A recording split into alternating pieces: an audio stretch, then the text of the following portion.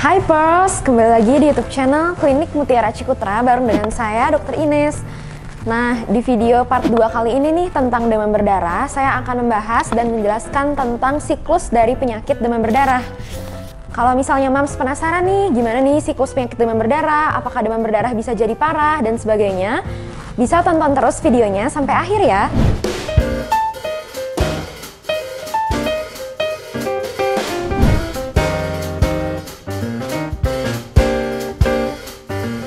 Oke, untuk tanda bahaya dari demam berdarah ini kita bagi jadi dua ya, Pearls.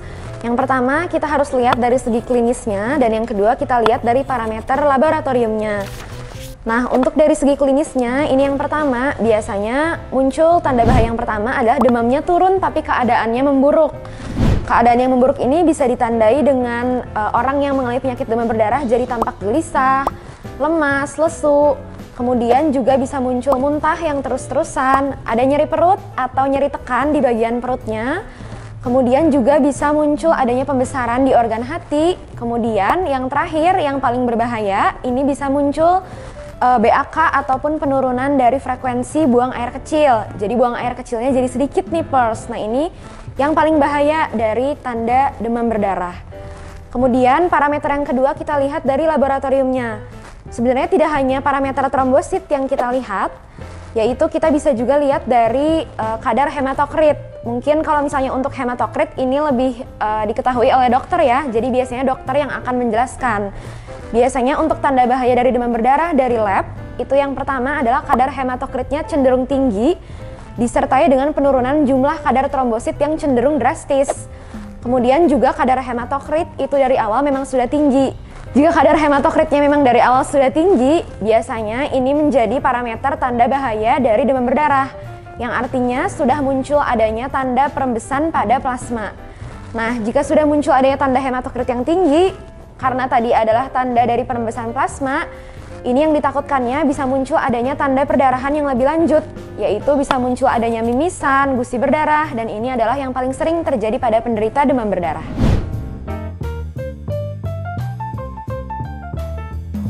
Oke, untuk demam berdarah ini betul sekali ya, Pros, bisa menjadi dalam kondisi yang parah.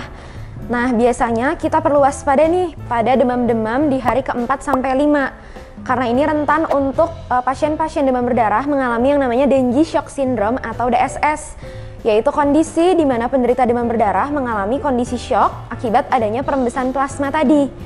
Nah, ini perlu diwaspadai juga apabila muncul gejala-gejala perdarahan, mimisan, gusi berdarah, ataupun muntah darah yang terus-menerus. Nah, selain itu, karena pengobatan dari demam berdarah adalah tidak ada pengobatan yang spesifik, jadi obatnya hanyalah cairan.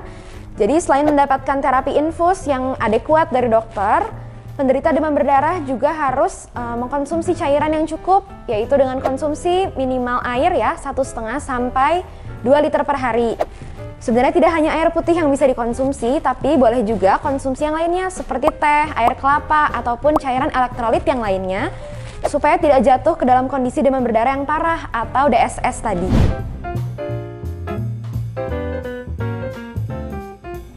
Nah, untuk siklus dari penyakit demam berdarah ini ada 3 macam fase ya, Pearls. Yang pertama dilihat dari fase demam.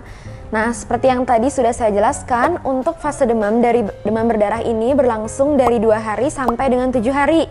Dan biasanya demamnya terus-menerus tinggi, bisa sampai suhunya 39 sampai 40 derajat Celcius.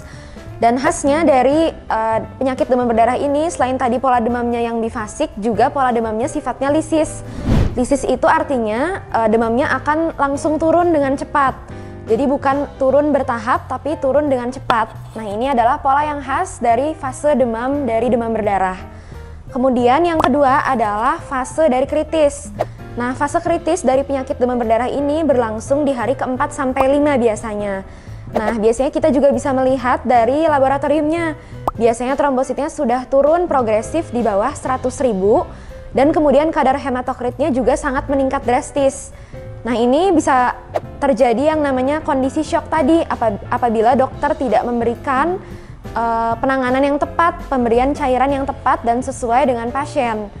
Kemudian yang terakhir adalah fase penyembuhan. Nah, untuk pasien-pasien yang sudah berhasil untuk melewati fase kritis tadi pada 24 sampai 48 jam, misalnya tanda vitalnya sudah membaik dari segi nadi, tekanan darah, kemudian dari kondisi klinis pasien pun sudah membaik, misalnya nafsu makannya sudah membaik, pasien sudah mau makan, mual muntahnya sudah berkurang. Nah, ini berarti pasien sudah masuk ke dalam fase penyembuhan. Nah, sekian nih Pearls penjelasan tentang tadi siklus dari penyakit demam berdarah. Jadi ada 3 macam fase ya dari demam berdarah. Dan kalau misalnya memang tidak mendapatkan penanganan yang baik dari dokter, daripada saat perawatan bisa jatuh ke dalam kondisi yang parah. Nah, untuk di video selanjutnya nih, di part 3, saya akan menjelaskan tentang bagaimana cara mencegah dan menangani penyakit demam berdarah. Kalau misalnya mungkin Pearls penasaran, pengen tonton video selanjutnya, jangan lupa dulu untuk di like, di komen, subscribe, dan juga share video kali ini ya. Dan tonton terus video YouTube channel KMC yang lainnya. Sampai jumpa!